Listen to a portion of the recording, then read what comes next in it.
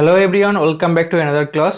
আজকের ক্লাসে একাদশ শ্রেণীর যে 2024 সালে নতুন সিলেবাস গঠন হয়েছে সেই সিলেবাসের উপর ভিত্তি করে বেশ কয়েকটি এমসিকিউ প্রশ্ন উত্তর নিয়ে আলোচনা করব।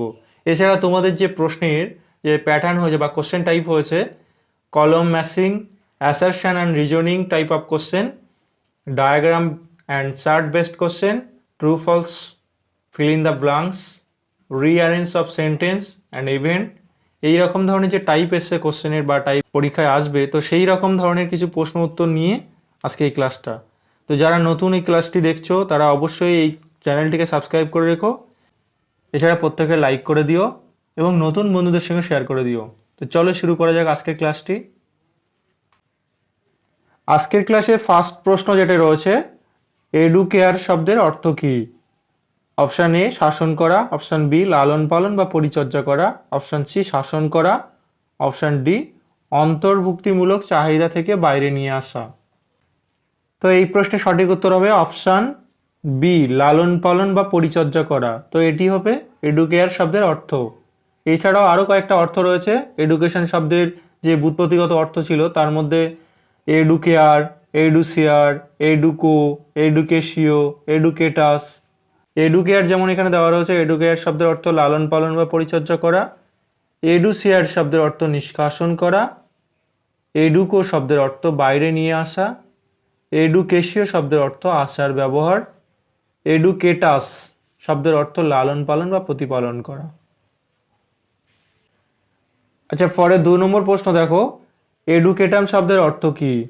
অপশান এ শিক্ষাদান করা, অপশান বি নিষ্কাশন করা, অপশান সি লালন পালন করা, অপশান ডি বাইরে নিয়ে আসা। তো এডুকেটাম শব্দের অর্থ হবে অপশান এ শিক্ষাদান করা। তাহলে এডুকেটাম শব্দের অর্থ শিক্ষাদান করা। পরে 3 নম্বর প্রশ্ন দেখো, সা বিদ্যা যা বিমুক্ত হয়, এই কথাটি কোথায় বলা আছে? তো দেখো এখানে অপশান এতে আছে উপনিষদে, ঋগ্বেদে, গীতায়, অর্থলাভের প্রক্রিয়ায়। তো এখানে সঠিক উত্তর হবে এই প্রশ্নের অপশান এ উপনিষদে এই কথাটি উল্লেখ আছে, সা বিদ্যা যা বিমুক্ত হয়। এই কথাটির অর্থ হলো শিক্ষা মানুষকে সংস্কার মুক্ত করে তোলে। উপনিষদে এই কথাটি বলা আছে সংস্কৃত ভাষায়। 4 নম্বর প্রশ্নে কি বলা আছে? বিবেকানন্দের মতে শিক্ষা হলো মানুষের আধ্যাত্মিক বিকাশ, মানুষের অন্তর্নিহিত সত্তার বিকাশ, মানুষের মনের আনন্দ জাগ্রত করা, মানুষের সর্বাঙ্গীন বিকাশের পথ প্রশস্ত করা। বিবেকানন্দের মতে শিক্ষা হলো মানুষের অন্তর্নিহিত সত্তার বিকাশ সাধন করা। তো বিবেকানন্দের পুরো সংজ্ঞাটি হচ্ছে education is the manifestation of perfection already in man. অর্থাৎ শিক্ষা হলো মানুষের অন্তর্নিহিত সত্তার পরিপূর্ণ বিকাশ সাধন করা। তাই জন্য এই প্রশ্নের সঠিক উত্তর হবে অপশান বি। পরে 5 নম্বর প্রশ্ন দেখো, শিক্ষা শুধুমাত্র তথ্য পরিবেশন করে না, বরং বিশ্ব প্রকৃতির সঙ্গে সামঞ্জস্য বিধানের মাধ্যমে মানব জীবনকে তাৎপর্যপূর্ণ করে গড়ে তোলে। এটি কার উক্তি? এখানে অপশানে আছে রাজা রামমোহন রায় অপশান এতে, option B Ishwarchandra Vidyasagar, option C Rabindranath Thakur, option D Mahatma Gandhi. এই প্রশ্নের সঠিক উত্তর হবে অপশান সি রবীন্দ্রনাথ ঠাকুর। কারণ রবীন্দ্রনাথ ঠাকুর বলেছিলেন তার শিক্ষার সংজ্ঞায়, শিক্ষা শুধুমাত্র তথ্য পরিবেশন করে না, বরং বিশ্ব প্রকৃতির সঙ্গে সামঞ্জস্য বিধানের মাধ্যমে মানব জীবন অর্থাৎ শিক্ষার্থীর জীবনকে তাৎপর্যপূর্ণ করে গড়ে তোলে। কারণ তিনি মনে করতেন যে 4 দেওয়ালের ভিতরে যে শিক্ষার্থীকে শিক্ষা দেওয়া হয় সেটা সঠিক শিক্ষা নয়। কারণ বিশ্ব প্রকৃতির মাঝে অর্থাৎ প্রকৃতির মাঝখানে রেখে শিক্ষার্থীকে শিক্ষা দিলে সেই শিক্ষা সঠিক বা তাৎপর্যপূর্ণ হবে, এটি তিনি মনে করতেন রবীন্দ্রনাথ ঠাকুর। পরে 6 নম্বর প্রশ্ন দেখো, আধুনিক শিক্ষার জনক কে? অপশান এতে আছে Friedrich Froebel, option B Rousseau, option C Spencer, option D John Dewey. এই প্রশ্নের সঠিক উত্তর হবে অপশান বি। কারণ আধুনিক শিক্ষার জনক বলা হয় রুশোকে। ইনি আধুনিক শিক্ষা শুধু নয়, শিশুকেন্দ্রিক শিক্ষারও জনক বলা হয় এই রুশোকে। পরে 7 নম্বর প্রশ্ন দেখো, সত্যম শিবম সুন্দরম কথাটি কোন দর্শনে বলা হয়েছে? অপশান এ ভাববাদ দর্শনে, অপশান বি প্রকৃতবাদ দর্শনে, অপশান সি প্রয়োগবাদ দর্শনে, অপশান ডি বাস্তববাদ দর্শনে। এই প্রশ্নের সঠিক উত্তর হবে অপশান এ ভাববাদ দর্শনে সত্যম শিবম সুন্দরম কথাটি বলা হয়েছে বা উল্লেখ করা হয়েছে। দেখো এখানে 4 প্রকার দর্শনের কথা উল্লেখ করা হয়েছে, তো 4 প্রকার দর্শনের সম্পর্কে একটি সংক্ষিপ্ত বিবরণী জেনে নাও। প্রথমে যেটি আছে ভাববাদ দর্শন বা আইডলিজম, তো এটি হলো ঈশ্বর বিশ্বাসী একটা দর্শন, ঈশ্বরকে প্রাধান্য দেওয়া হয় এই দর্শনে।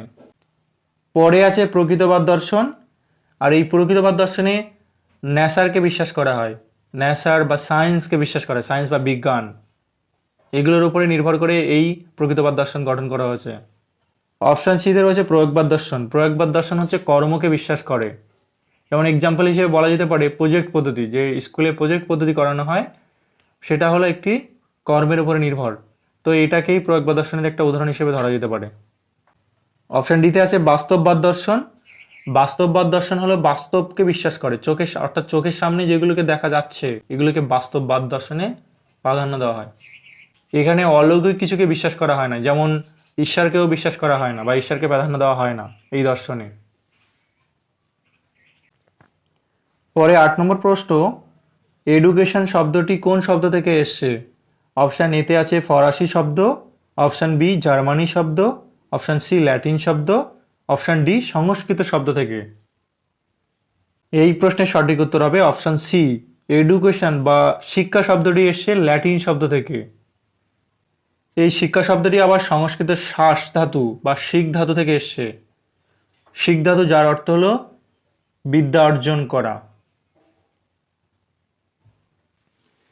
পরে 9 নম্বর প্রশ্ন দেখো, এমিল গ্রন্থের রচয়িতা কে? Option A Aristotle, option B Rousseau, option C John Locke, option D Thomson. এই প্রশ্নের সঠিক উত্তর হবে অপশান বি রুশো, কারণ এমিল গ্রন্থের রচয়িতা ছিলেন রুশো। এমিল একটি শিশু যার উপরে তিনি একটা পরীক্ষা করেছিলেন এবং পরীক্ষার উপর ভিত্তি করে সেই শিশুর নাম অনুসারে তিনি তার গ্রন্থটি রচয়িতা করেছিলেন। পরে 10 নম্বর প্রশ্নটি দেখো, শিক্ষা শব্দটির অর্থ কি? অপশান এতে আছে শিক্ষার্থীকে নিষ্ক্রিয় করা, অপশান বি বিকাশ ঘটানো, অপশান সি বিদ্যা অর্জন করা, অপশান ডি অবগত করা। এই প্রশ্নের সঠিক উত্তর হবে অপশান সি বিদ্যা অর্জন করা। শিক্ষা শব্দটির অর্থ হলো বিদ্যা অর্জন করা। পরে 11 নম্বর প্রশ্ন দেখো, শিক্ষা হলো একটি দ্বিমুখী প্রক্রিয়া, এটি কে বলেছেন? অপশান এতে আছে Thomson, option B John Adams, option C Rousseau, option D John Dewey. শিক্ষা হলো একটি দ্বিমুখী প্রক্রিয়া, এটি বলেছিলেন অপশান বি জন অ্যাডামাস। এই প্রশ্নের সঠিক উত্তর হবে অ্যাডামাস। তো তিনি মনে করতেন শিক্ষক ও শিক্ষার্থী এই দুটো মেরু বা দুটো প্রক্রিয়া দ্বারা শিক্ষা সম্পন্ন হয়, তাই জন্য তিনি মনে করেন যে শিক্ষা ব্যবস্থাটা পুরোপুরি দ্বিমুখী প্রক্রিয়া। পরে 12 নম্বর প্রশ্ন দেখো, education is the manifestation of perfection already in man, এটি কার উক্তি? আমি আগেই আলোচনা করেছি যদিও, তবুও কোশ্চেনটা আরেকবার আছে। অপশান এতে আছে Swami Vivekananda, option B Rousseau, option C Rabindranath Thakur, option D Gandhiji. Education is the manifestation of perfection already in man, এই কথাটির বাংলা অর্থ হবে শিক্ষা হলো মানুষের অন্তর্নিহিত সত্তার পরিপূর্ণ বিকাশ সাধন করা। তো এই উক্তিটি কে করেছেন? অপশান এতে আছে স্বামী বিবেকানন্দ, ইনিই হবেন এই প্রশ্নের সঠিক উত্তর। স্বামী বিবেকানন্দ এই উক্তিটি করেছিল তার শিক্ষার সংজ্ঞায়। পরে 13 নম্বর প্রশ্ন, শিশু এবং ব্যক্তির দেহ মন ও আত্মার পরিপূর্ণ বিকাশের প্রচেষ্টা হলো শিক্ষা, এটি কে বলেছেন? Option A Rabindranath Thakur, option B Kohlberg, option C Mahatma Gandhi, option D Spearman. এই প্রশ্নের সঠিক উত্তর হবে অপশান সি মহাত্মা গান্ধী, কারণ মহাত্মা গান্ধী বলেছিলেন শিশু এবং ব্যক্তির দেহ মন ও আত্মা পরিপূর্ণ বিকাশ ঘটানোর প্রচেষ্টাই হলো শিক্ষা। পরে 14 নম্বর প্রশ্ন, সংকীর্ণ অর্থে শিক্ষা হলো সার্বিক উন্নয়ন করা, তাত্ত্বিক জ্ঞান আহরণ করা, অভিজ্ঞতার পুনর্গঠন করা, অভিযোজনের প্রক্রিয়া। তো এই 4টি অপশনের মধ্যে কোনটি সঠিক উত্তর হবে? সঠিক উত্তর হবে অপশান বি তাত্ত্বিক জ্ঞান আহরণ করা, অর্থাৎ পুঁথিগত বা পুস্তকগত জ্ঞান আহরণ করাই হবে সংকীর্ণ অর্থে শিক্ষার লক্ষ্য।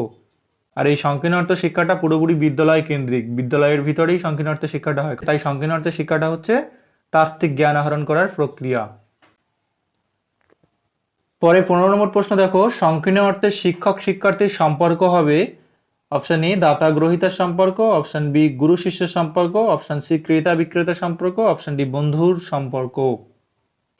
তো সংকীর্ণ অর্থে শিক্ষক শিক্ষার্থীর সম্পর্ক হবে অপশান এ দাতা গ্রহীতার সম্পর্ক, কারণ শিক্ষক এখানে হবেন দাতা এবং শিক্ষার্থী হবে সম্পূর্ণ নিষ্ক্রিয় শ্রোতা বা গ্রহীতা। পরে 16 নম্বর প্রশ্ন, পাইপলাইন থিওরি কথাটি কোন শিক্ষার সঙ্গে বা কোন শিক্ষার সাথে প্রযুক্ত আছে? অপশান এতে আছে ব্যাপক অর্থে শিক্ষার সাথে, অপশান বি জীবনমুখী শিক্ষার সাথে, অপশান সি বহুমুখী শিক্ষার সাথে, অপশান ডি সংকীর্ণ অর্থে শিক্ষার সাথে। এই প্রশ্নের সঠিক উত্তর হবে অপশান ডি সংকীর্ণ অর্থে শিক্ষার সাথে, কারণ পাইপলাইন থিওরিটা সংকীর্ণ অর্থে শিক্ষার সঙ্গে যুক্ত। এছাড়া রয়েছে গোল্ডসেক থিওরি। দেখো এই প্রশ্নে যে পাইপলাইন থিওরির কথা উল্লেখ আছে, এই পাইপলাইন সম্পর্কে একটু বলি।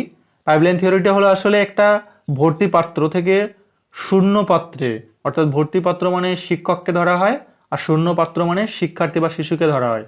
তো তার সেই ভর্তি পাত্র থেকে শূন্য পাত্রে শিক্ষা দেওয়ার প্রক্রিয়াকে বলা হয় পাইপলাইন থিওরি। তাহলে পাইপলাইন থিওরি এবং গোল্ডসেক থিওরি এগুলোকে সংকীর্ণ অর্থে শিক্ষার সাথে যুক্ত করা হয়। পরে 17 নম্বর প্রশ্ন দেখো, ব্যাপক অর্থে শিক্ষা হলো শুধুমাত্র শ্রবণ করার প্রক্রিয়া, অপশান বি একটি গতিহীন প্রক্রিয়া, অপশান সি শুধুমাত্র শিক্ষকের সক্রিয় অংশগ্রহণের প্রক্রিয়া, অপশান ডি সারা জীবনব্যাপী প্রক্রিয়া। এই প্রশ্নের সঠিক উত্তর হবে অপশান ডি সারা জীবনব্যাপী প্রক্রিয়া। তো ব্যাপক অর্থে শিক্ষা হলো সারা জীবনব্যাপী প্রক্রিয়া। দেখো আগে আমি যেহেতু সংকীর্ণ অর্থে শিক্ষাটা আলোচনা করেছি, তো সংকীর্ণ অর্থে শিক্ষা হচ্ছে স্কুল আর বিদ্যালয় কেন্দ্রিক। তো ব্যাপক অর্থে শিক্ষা হলো স্কুল বা বিদ্যালয়ের বাইরে যে প্রতিষ্ঠান থেকে শেখা হয়। তো স্কুল বা বিদ্যালয়ের বাইরে কোন প্রতিষ্ঠান থাকতে পারে? সেটা খেলার মাঠ, ক্লাব, পরিবার, পরিবেশ বা সমাজ। তো এইগুলো থেকে যে সমস্ত শিক্ষার্থীরা শেখে, যে সমস্ত জ্ঞান অর্জন করে বা তথ্য আহরণ করে, তো সেগুলোকেই বলা হচ্ছে ব্যাপক অর্থে শিক্ষা। পরে 18 নম্বর প্রশ্ন, আধুনিক শিক্ষা হলো অপশান এ বহুমুখী প্রক্রিয়া, অপশান বি একমুখী প্রক্রিয়া, অপশান সি দ্বিমুখী প্রক্রিয়া, অপশান ডি ত্রিমুখী প্রক্রিয়া। এই প্রশ্নের সঠিক উত্তর হবে অপশান এ বহুমুখী প্রক্রিয়া, কারণ আধুনিক শিক্ষা হলো বহুমুখী প্রক্রিয়া। পরে 19 নম্বর প্রশ্ন দেখো, বিদ্যালয় ভিত্তিক শিক্ষাকে আমরা বলি ব্যাপক অর্থে শিক্ষা, সংকীর্ণ অর্থে শিক্ষা, উভয় অর্থে শিক্ষা, সাধারণধর্মী শিক্ষা। এই প্রশ্নের সঠিক উত্তর হবে অপশান বি সংকীর্ণ অর্থে শিক্ষা, কারণ আমি আগেই বলেছি সংকীর্ণ অর্থের শিক্ষা হলো বিদ্যালয় নির্ভর বা স্কুল নির্ভর শিক্ষা।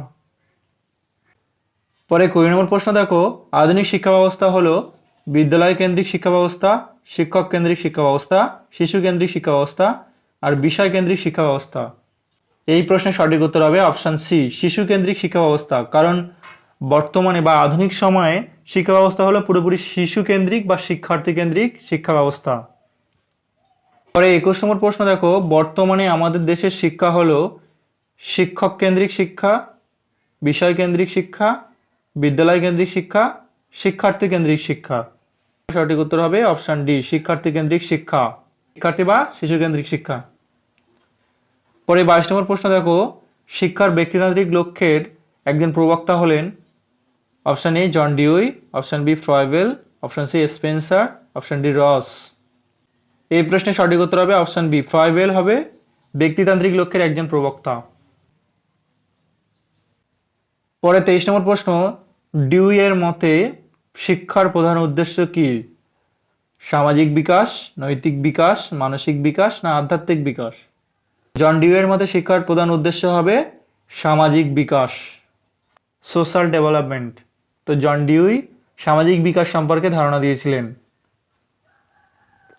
পরে 24 নম্বর প্রশ্ন, ভারতের শিক্ষার জাতীয় লক্ষ্য হলো অপশান এ একজন বক্তা হতে সাহায্য করা, অপশান বি নাগরিকের আত্মোপলব্ধিতে সহায়তা করা, অপশান সি নাগরিকের আধ্যাত্মিক বিকাশ, অপশান ডি গণতান্ত্রিক নাগরিকের চারিত্রিক বিকাশ ঘটানো। আমাদের ভারতের জাতীয় শিক্ষার লক্ষ্য হলো অপশান ডি গণতান্ত্রিক নাগরিকের চারিত্রিক বিকাশ ঘটানো। এই প্রশ্নের সঠিক উত্তর। পরে 25 নম্বর প্রশ্ন দেখো, শিক্ষার মুখ্য উপাদান কয়টি? তো এখানে একটু টাইপিং মিস্টেক হয়েছে, উপাদানটা আগে চলে আসবে। তো যাই হোক, অপশান এতে আছে 4টি, অপশান বিতে আছে 3টি, অপশান সি 2টি, অপশান ডি 5টি। এই প্রশ্নের সঠিক উত্তর হবে অপশান এ 4টি, কারণ শিক্ষার মুখ্য উপাদান 4টি। কি কি? শিক্ষক, শিক্ষার্থী, পাঠ্যক্রম আর বিদ্যালয়। তো এই 4টি মুখ্য উপাদান। পরে 26 নম্বর প্রশ্ন, আধুনিক শিক্ষায় শিক্ষক শিক্ষার্থীর সম্পর্ক হলো অপশান এ দাতা গ্রহীতার মতো, অপশান বি পিতা পুত্রের মতো, অপশান সি বন্ধুর মতো, অপশান ডি ভাই বোনের মতো। এই প্রশ্নের সঠিক উত্তর হবে অপশান সি বন্ধুর মতো। এখন শিক্ষক ও শিক্ষার্থীর আচরণটা হবে বন্ধুসুলভ এবং সুমধুর সম্পর্ক। বর্তমান সময়ে শিক্ষাবিদরা মনে করেন যে শিক্ষক শিক্ষার্থীর সম্পর্ক হওয়া উচিত বন্ধুর মতো। পরে 27 নম্বর প্রশ্ন, শিশুদের চারাগাছ এবং শিক্ষকদের মালি বলে উল্লেখ করেছেন কে? Option A madam Maria Montessori, Froebel, option B, option C Cattell, option D Rousseau. এই প্রশ্নের সঠিক উত্তর হবে অপশান বি ফ্রয়বেল। পরে 28 নম্বর প্রশ্ন, কারিকুলাম শব্দটি কোন ল্যাটিন শব্দ থেকে উৎপত্তি হয়েছে? তাহলে কারিকুলাম শব্দটি কোন শব্দ থেকে উৎপন্ন হয়েছে? ল্যাটিন শব্দ থেকে। তাহলে এখানে অপশান এ আছে courier, option B courier, option C curious, option D courier. তো এখানে সঠিক যেটা উত্তর হবে অপশান বি কুরিয়ার। এই কুরিয়ার শব্দের অর্থ হচ্ছে দৌড়ের পথ, নির্দিষ্ট লক্ষ্যে দৌড়ের পথ। পরে 29 নম্বর প্রশ্ন, বিদ্যালয় শিক্ষার হৃৎপিণ্ড হলো অপশান এ পাঠ্যক্রম, অপশান বি পাঠ্যসূচি, অপশান সি শিক্ষক, অপশান ডি শ্রেণীকক্ষ। এই প্রশ্নের সঠিক উত্তর হবে অপশান এ পাঠ্যক্রম হবে বিদ্যালয় শিক্ষার হৃৎপিণ্ড। কারণ বিদ্যালয়ে পাঠ্যক্রম ভিত্তিক শিক্ষা দেওয়া হয় শিক্ষার্থীদেরকে, তাই বিদ্যালয়ের শিক্ষার হৃৎপিণ্ড হবে পাঠ্যক্রম। পরে 30 নম্বর প্রশ্ন, একটি সহপাঠ্যক্রমিক কার্যাবলী হলো অপশান এ ভাষা শিক্ষা, অপশান বি বিজ্ঞান শিক্ষা, অপশান সি গণিত শিক্ষা, অপশান ডি বিতর্ক সভা। এই প্রশ্নের সঠিক উত্তর হবে অপশান ডি বিতর্ক সভা। একটি সহপাঠ্যক্রমিক কার্যাবলী হলো বিতর্ক সভা। অ্যাকচুয়ালি সহপাঠ্যক্রমিক কার্যাবলীটা আসলে কি? সহপাঠ্যক্রমিক কার্যাবলী হলো একই শ্রেণীকক্ষে পাঠরত সমস্ত শিক্ষার্থীরা মিলে বা মিলিত হয়ে যে কার্য বা কাজ সমাধান করা হয় বা সম্পাদন করে, তো সেই কাজটিকেই বলা হয় সহপাঠ্যক্রমিক কার্যাবলী। তো এই সহপাঠীরা মিলিত হয়ে আরও বিভিন্ন ধরনের কাজ করতে পারে, যেমন প্রজেক্ট ওয়ার্ক, বৃক্ষরোপণ করা, তো এইগুলোকেই বলা হয় সহপাঠ্যক্রমিক কার্যাবলী। পরে 31 নম্বর প্রশ্নটা দেখো, এটা হচ্ছে কলম ম্যাচিং টেস্ট। এখানে দেখো বাম স্তম্ভ এবং ডান স্তম্ভ দেওয়া রয়েছে, তোমাদের এটা এ স্তম্ভ বা বি স্তম্ভ দেওয়া থাকবে, এরকমভাবে বিভিন্নভাবে দেওয়া থাকে। তো যাই হোক, এই প্রশ্নটা অনেকেই সমাধান করতে পারবে, এবার যাদের উত্তর জানা থাকবে তারা পারবে, যারা জানা থাকবে না তারা দেখে নাও কীভাবে করবে। দেখো এখানে দেওয়া রয়েছে অপশান এতে এডু শেয়ার রয়েছে, অপশান 2তে রয়েছে এডু কেয়ার, অপশান 3তে রয়েছে এডুকেটাম, অপশান 4-এ রয়েছে এডুকো। তো এই শব্দগুলো দেওয়া রয়েছে, এই শব্দগুলোর সঠিক অর্থ বেছে নিতে হবে। এখানে দেখো বিকল্প সমূহের মধ্যে দেওয়া রয়েছে, এতে রয়েছে 1-এর এ, 2-এর সি, 3-এর বি, এরকমভাবে দেওয়া থাকবে, 4-এর ডি। তো এর মধ্যে তোমার সঠিক যে অপশানটা সঠিক হবে সেটাই বের করতে হবে। এখানে এ বি দেওয়া রয়েছে, যেগুলো সি দেওয়া রয়েছে, ডি দেওয়া রয়েছে, কোন অপশানটা ঠিক আছে? ঠিক আছে, তাহলে আমরা প্রথমে আগে মিলিয়ে নেব কোন স্তম্ভটা ঠিক হবে। দেখো এখানে এডুকেয়ার শব্দের অর্থটা আমরা আগেই আলোচনা করেছি কোশ্চেনে, তাহলে এডুকেয়ার মানে লালন পালন করা, তাহলে 2-এর সঙ্গে ডি যাচ্ছে। তো 2-এর সঙ্গে ডি দেখো কোথায় আছে, এই অপশানে 2-এর সঙ্গে ডি দেওয়া রয়েছে। ঠিক আছে, তারপরে আমরা দেখবো এডুসেয়ার মানে হচ্ছে নিষ্কাশন করা, নিষ্কাশন করা, তাহলে যাচ্ছে 1-এর সঙ্গে ছি, তাহলে এই অপশানটা ম্যাচ করছে, বি অপশানটা দেখো 1-এর সঙ্গে ছি আছে। পরে দেখো এডুকেটাম, এডুকেটাম শব্দের অর্থ হচ্ছে শিক্ষাদানের কাজ, আমরা আগের কোশ্চেনে আলোচনা করেছি। তাহলে দেখো এখানে 3-এর সঙ্গে এ, 3-এর সঙ্গে এ, তো এই প্রশ্নের সঠিক উত্তর হবে অপশান বি। দেখো আর এডুকো শব্দের অর্থ কি? বাইরে নিয়ে আসা, তো এখানে অন্তর্নিহিত কিছু প্রকাশ করা বা বাইরে নিয়ে আসা। তাহলে 4টে অপশান, এডুসিয়ার হচ্ছে নিষ্কাশন করা, এডুকেয়ার হলো লালন পালন করা, আর এডুকেটাম হচ্ছে শিক্ষাদানের কাজ, আর এডুকো হচ্ছে অন্তর্নিহিত কিছু প্রকাশ করা। আচ্ছা, পরে 32 নম্বর প্রশ্ন দেখো, অ্যাসারশন অ্যান্ড রিজনিং, যেটাকে বলা হয় বিবৃতি এবং কারণ। এই যে প্রশ্নটা দেওয়া রয়েছে, এই প্রশ্নের সঠিক উত্তর বেছে নিতে হবে। তো এখানে প্রশ্নটা ফার্স্টেই পড়ো। এখানে বিবৃতিতে কী দেওয়া রয়েছে? শিক্ষা হলো অভিজ্ঞতার পুনর্গঠন, বা এটা আমরা পড়েছি, শিক্ষা হলো অভিজ্ঞতার পুনর্গঠন। ঠিক আছে, বিবৃতি তারপরে কারণ কি দেওয়া রয়েছে? একজন শিক্ষার্থী প্রতি মুহূর্তে যা অভিজ্ঞতা সংগ্রহ করে তাই হলো শিক্ষা। দুটোই সঠিক। তো এখানে বিকল্পতে কি দেওয়া রয়েছে দেখো, অপশান এতে রয়েছে এ আর উভয় সঠিক, আর এর সঠিক কারণ। এটা ঠিক আছে আপাতত।